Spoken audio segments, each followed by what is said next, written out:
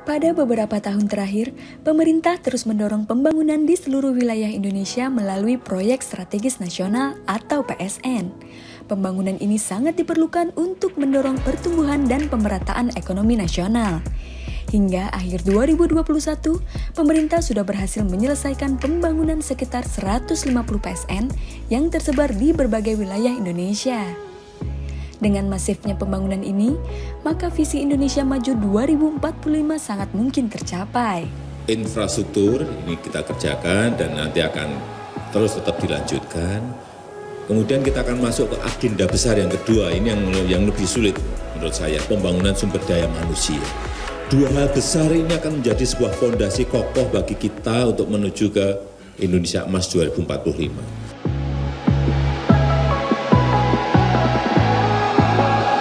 Kendati demikian, dalam 2 tahun terakhir, kondisi dunia termasuk Indonesia sangat dipengaruhi oleh dampak pandemi COVID-19. Virus ini tidak hanya menyebabkan kehancuran pada sektor kesehatan, namun juga mempengaruhi kondisi perekonomian nasional.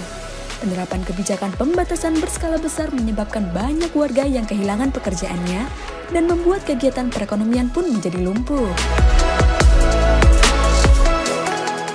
Namun, pemerintah tetap pantang menyerah dalam mengatasi berbagai kendala tersebut.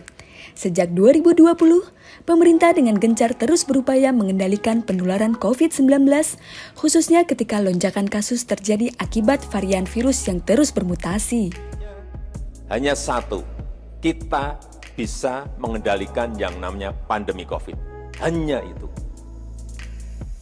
Sehingga kenapa saya kadang berbicara keras kepada gubernur, bupati, dan wali kota, karena memang kuncinya ada di situ.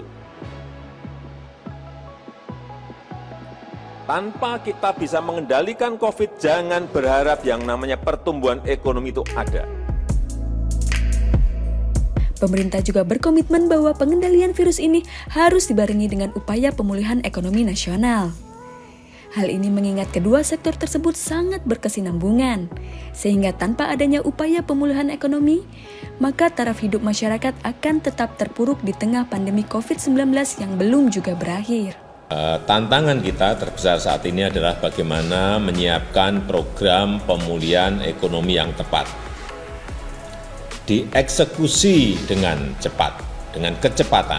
Karena itu saya minta semua skema program pemulihan ekonomi yang telah dirancang, saya harapkan, saya minta, dan saya ingin pastikan ini harus segera operasional di lapangan.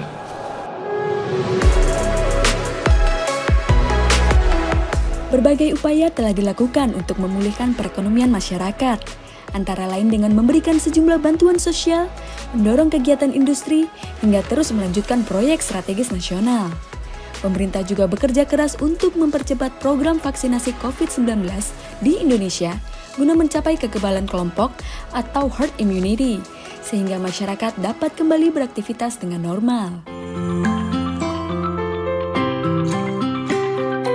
Melihat ketidakpastian pandemi COVID-19, maka berbagai skenario terburuk harus terus diantisipasi.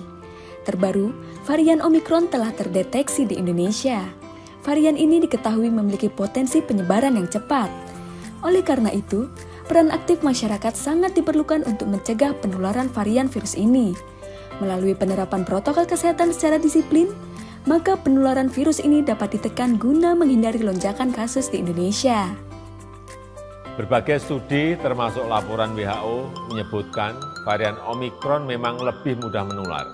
Kita harus waspada, jangan jemawa dan jangan gegabah. Saya tidak akan pernah bosan untuk terus mengingatkan, selalu gunakan masker, menjaga jarak, dan jangan lupa mencuci tangan.